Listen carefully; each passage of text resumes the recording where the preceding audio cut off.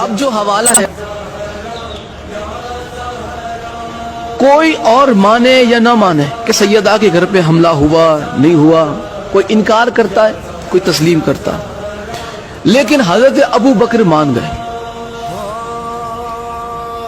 اب یہاں پہ میں اہل سنت کی 1 2 نہیں 10 کتابیں آپ کی خدمت میں پیش کرنا چاہتا ہوں کہ جس میں حضرت ابو بکر کا خود کا اقرار موجود ہے، ان کا پچھتاوا موجود ہے۔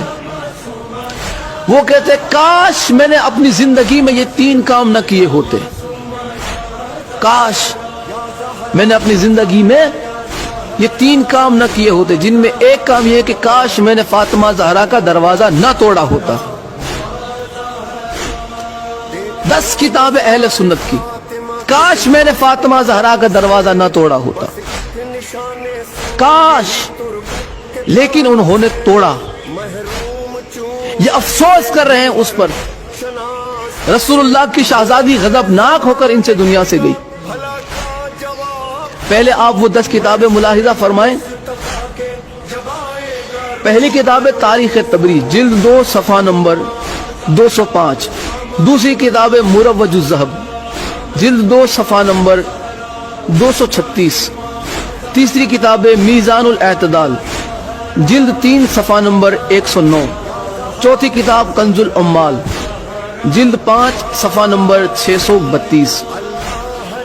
پانچویں کتاب تاریخ مدینہ تو دمشق، جلد 30 صفحہ نمبر 418۔ چھٹی کتاب معجم الکبیر، جلد 1 صفحہ نمبر 62۔ ساتویں کتاب تاریخ اسلام امام ذہبی کی، جلد 3 صفحہ نمبر 118۔ آٹھویں کتاب عقد الفرید، جلد 5 صفحہ نمبر 21۔ نویں کتاب الامامت والسیاست، صفحہ نمبر 31۔ اور 10ویں کتاب احادیث المختارہ، جلد 1 صفحہ نمبر 89۔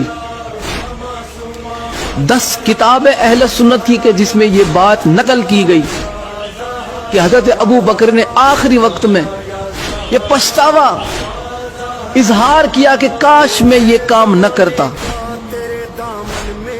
وہ مانتے تھے کہ انہوں نے سیدہ کے در کو توڑا تھا، یہ مانتے تھے کہ انہوں نے سیدہ کے دروازے کو آگ لگوانے کا خود ہی حکم دیا۔ یہاں پہ خود حضرت ابو بکر کا جرم ان کی زبان سے قبول ہوتا نظر آ رہا کہ یہی تھے۔ اور میں اہل سنت کی کتاب الامامت والسیاست کے حوالے سے بتا چکا، اس کتاب کی توثیق بھی آپ کی خدمت میں پیش کر چکا کہ الامامت والسیاست اہل سنت کی معتبر ترین کتابوں میں سے ایک ہے۔ اب ہمارا کسی کو منوانے کا کوئی شوق نہیں کہ تم مان جاؤ، تمہیں تمہاری اماں کی قسم، تمہارے عقیدے کی قسم، نہیں مانتے، نہ مانو۔ تم کون سی ہماری قبر میں آؤ گے یا ہم کون سی تمہاری قبر میں آنے والے؟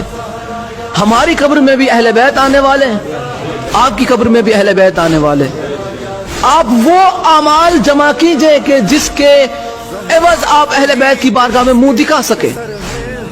ہم وہ کر رہے ہیں کہ جس کی وجہ سے ہم اہل بیت کی بارگاہ میں منہ دکھا پائیں۔ اہل بیت کا حق جھٹلا کے تم بارگاہ رسول خدا میں کھڑے نہ پاؤ گے۔ کس منہ سے کھڑے رہو گے رسول اللہ کی بارگاہ میں؟ کیا منہ دکھاؤ گے؟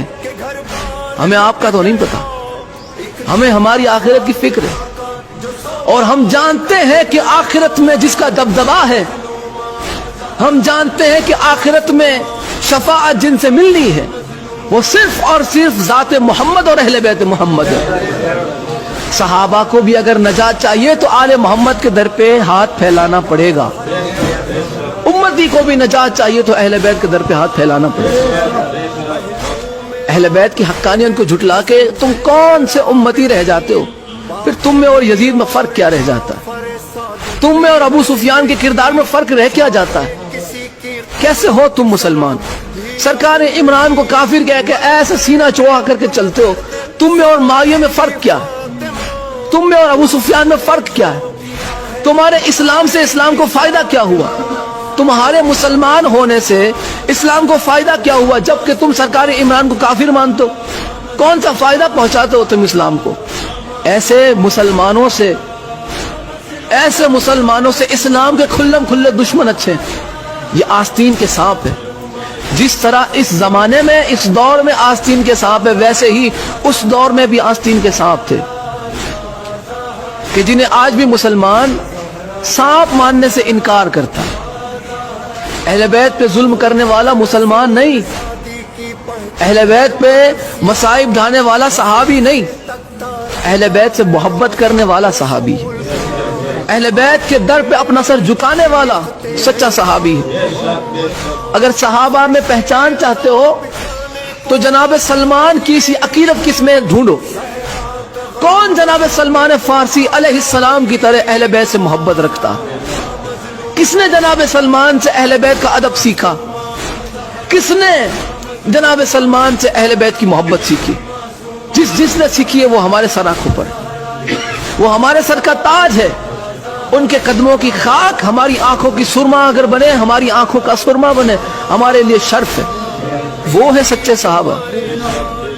آپ انہیں صحابہ ہمیں منوانے پہ تلے ہوئے ہیں کہ جن سے رسول اللہ کی شہزادی غضبناک ہو کر دنیا سے گئی, ہم سے نہ مانا جائے گا. اب آخری حوالہ اور آج کی گفتگو تمام.